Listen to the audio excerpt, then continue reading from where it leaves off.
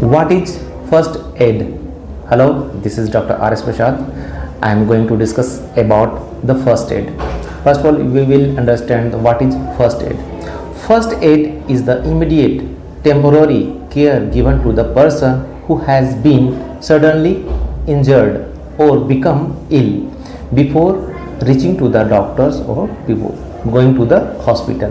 That means कि प्राथमिक चिकित्सा वो हेल्प है, वो केयर है जो कि हम लोग इमीडिएट पेशेंट को इंजर्डी होने पर प्रोवाइड करते हैं बिफोर हॉस्पिटल पहुंचने से पहले, डॉक्टर को दिखाने से पहले।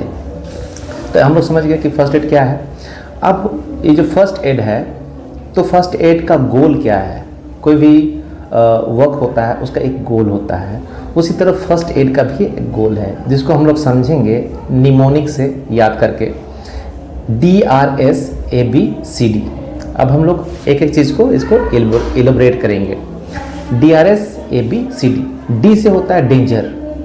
दैट मीन्स कि जो पर्सन इंजर्ड है उसको डेंजर प्लेस से हमको रिमूव करना है।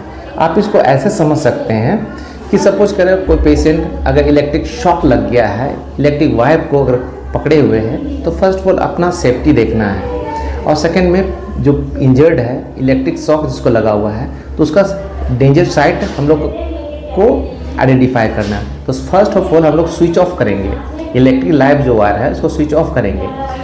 उसके बाद वो जो डेंजर प्लेस पे है उस पेशेंट को सेफ प्लेस पे शिफ्ट करेंगे। अब हम लोग समझ गए D4 डेंजर, और डेंजर प्लेस से पेशेंट को हटा करके सेफ प्लेस पे ले गए। अब सेकेंड में होता है R, DRSABCD। R से हम लोग रिस्पॉन्स चेक करेंगे। अब उस पेशेंट को जिसको इलेक्ट्रिक शॉक लगा हुआ था हम लोग सेफ प्लेस में ले गए, अब रिस्पॉन्स चेक करेंगे, उसको हल्का सा नोव करेंगे और पूछेंगे हेलो ब्रदर, हेलो भाई आप ठीक हो, हमारा वॉइस का वो रिस्पॉन्ड कर रहा है या नहीं। अगर कर रहा है गुड एंड बेटर, अगर नहीं कर रहा है तो फर्दर आगे हमको क्या करना है। तो फर्दर हम लोग DRS होता है से फॉर हेल्प, हेल्प के लिए मदद करना है, चाहे जो भी आपको है send for the help. Help के लिए आइदर 108 में आप कॉल कीजिए, एम्बुलेंस को बुलाइए या अपने कलीग को बोलिए कि इनके जो इंजर्ड हो गए हैं उनके लिए हेल्प लेके आइए। फर्दर आगे बढ़ते हैं तो हम लोग बात करते हैं DRSABCD। ए फॉर होता है ईयरवे। अगर पेशेंट रिस्पॉन्स नहीं कर रहा है तो हम लोग ईयरवे चेक करेंगे, ओरोफेरिंक्स को देखेंगे, लरिंगोफेरिंक्स को देखेंगे, माउथ को खोल कर देखेंगे पेशेंट का कि उसका माउथ में कुछ फंसा हुआ तो नहीं है। समटाइम क्या होता है कन्वल्सन जो होता है, मिर्गी का दौरा आता है तो टंग रोल होकर के बैक चला जाता है। अगर उस तरह का है तो उसको बाहर की तरफ निकाल देंगे और ईयरवे को हम लोग क्लियर करेंगे। ए फॉर ईयरवे हो गया। B for breathing. अब पेशेंट अनकॉन्शियस है, वो सांस ले रहा है या नहीं ले रहा है, उसको ब्रीदिंग हम लोग चेक करेंगे। क्या करेंगे, उसके कान के पास हम अपना, उसके नाक के पास हम अपना कान ले जाएंगे, कान से हम लोग को एसेस करेंगे उसका सांस चल रहा है या नहीं। साथ ही साथ उसका चेस्ट हम देखेंगे, चेस्ट का रेस्पिरेशंस अप एंड डाउन हो रहा है या नहीं, उसका ब्रीदिंग है या नहीं। तो हम लोग ब्रीदिंग चेक कर लिए। C4 होता है सर्कुलेशन और साथ में CPR भी। C4 circulation, that means patient का कार्डियक वर्क कर रहा है या नहीं कर रहा है, तो उसके लिए हम लोग कैरोटिड पल्स चेक करते हैं। इस जगह पे हम लोग क्या जाते हैं, कैरोटिड पल्स अगर फील हो रहा है तो good and better, that means का हार्ट वर्क कर रहा है। अगर कैरोटिड पल्स फील नहीं हो रहा है दैट मीन्स कि पेशेंट का कार्डियक अरेस्ट हो चुका है। उस कंडीशन में हम लोग उसको इमीडिएट CPR प्रोवाइड करते हैं। CPR that means cardio pulmonary resuscitation, उसको CPR देते हैं। CPR पे हम लोग एक अलग से टॉपिक बनाएंगे, उसको अलग से हम लोग डिस्कस करेंगे। और थर्ड में क्या होता है, लास्ट में होता है D4 होता है डिफिब्रिलेटर।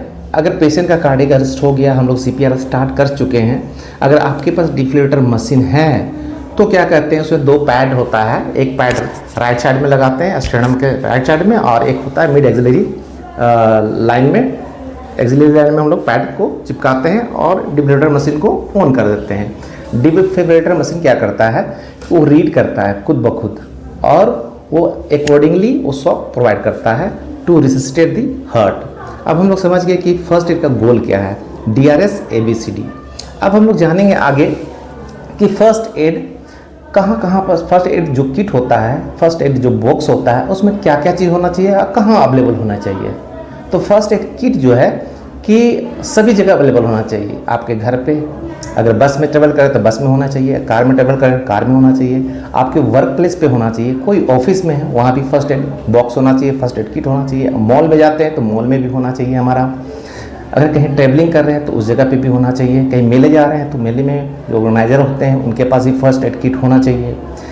कहने का मतलब कहीं भी कुछ डेंजर होता है, कुछ इंजरी होता है तो उसको फर्स्ट एड हम लोग प्रोवाइड कर सकें। अब हम लोग डिस्कस करेंगे कि फर्स्ट एड जो एक किट है, फर्स्ट एड जो बॉक्स है उसमें क्या क्या चीज़ होनी चाहिए, जो कि हम लोग किसी भी डिजास्टर के समय में, किसी भी इंजरी के समय में, किसी को भी सडन वन से अचानक इलनेस हो गया है, बेहोश हो गया है, फैंड खा गया है, ठीक है, तो उसको हम लोग क्या प्रोवाइड कर सकते हैं, किसी रोड एक्सीडेंट हो गया है, कुछ भी इस तरह का हो गया है तो हम लोग किस तरह से प्रोवाइड करेंगे, तो फर्स्ट एड किट में क्या क्या होना चाहिए उसकी भी जानकारी होनी चाहिए। फर्स्ट एड किट में आपका जितना भी एडहेसिव बैंडेज हो गया, ग्लव्स होना चाहिए, स्टाइल गॉज पीस होना चाहिए, पोविडीन आयोडीन होना चाहिए, स्प्रीट होना चाहिए, आपका सेवलाइन होना चाहिए, कॉटन बॉल होना चाहिए, स्वाब होना चाहिए, एंटीबायोटिक ऑइंटमेंट होनी चाहिए, पेन किलर होना चाहिए, एंटीहिस्टामिनिक टैबलेट्स होनी चाहिए, डिस्पोजेबल ग्लव्स होना चाहिए, कोल्ड आइस पैक होना चाहिए, क्रैप बैंडेज होना चाहिए, नीडल होना चाहिए, थ्रेड्स होना चाहिए और साथ में ORS सोल्यूशन होनी चाहिए, आपको नॉर्मल सलाइन का बोतल होनी चाहिए वहाँ पास। तो इन सारी चीज़ें अवेलेबल होनी चाहिए। एक जो हमारा किट आता है फर्स्ट एड किट, अगर उसमें अगर डिफिलेटर मशीन हो गुड एंड बेटर, बहुत अच्छा है, साथ में अगर एम्बू बैग भी हो तो बहुत अच्छी बात है, ठीक है। तो ये सारी चीज़ फर्स्ट एड किट में अवेलेबल होनी चाहिए। अब आगे बात करते हैं कि फर्स्ट एड किट का कहाँ कहाँ यूज़ हो सकता है। तो फर्स्ट एड का किट का there is so many a long list where we can use the first aid kit का हम लोग यूज़ करते हैं। किसी को कट इंजरी हो गया, लेसरेटेड वुंड हो गया, डॉग बाइट हो गया, किसी को बर्न इंजरी हो गया है, किसी को पॉइजनिंग कोई पॉइजन इंजेक्शन कर लिया है, चाहे होमिसाइडल हो चाहे सुसाइडल हो, किसी को ड्रॉनिंग हो गया, अगर बच्चा डूब रहा है, पानी में डूब के आया हुआ है तो उसको किस तरह से फर्स्ट एड हम लोग प्रोवाइड करेंगे। किसी को इलेक्ट्रिक शॉक लग गया है तो फर्स्ट एड क्या प्रोवाइड करेंगे। डॉग बाइट हो गया, किसी को सडन कार्डियक अरेस्ट हो गया है तो क्या प्रोवाइड करेंगे हम लोग। रोड ट्रैफिक एक्सीडेंट हो गया है, किसी को फ्रैक्चर वगैरह हो गया है तो उस केस में हम लोग क्या प्रोवाइड करेंगे फर्स्ट एड। तो इसके बारे में हम लोग अलग से एक वीडियो बनाएंगे एक एक करके और उसमें डिटेल से एलैबोरेट करके हम लोग उसमें बात करेंगे। Thank you so much.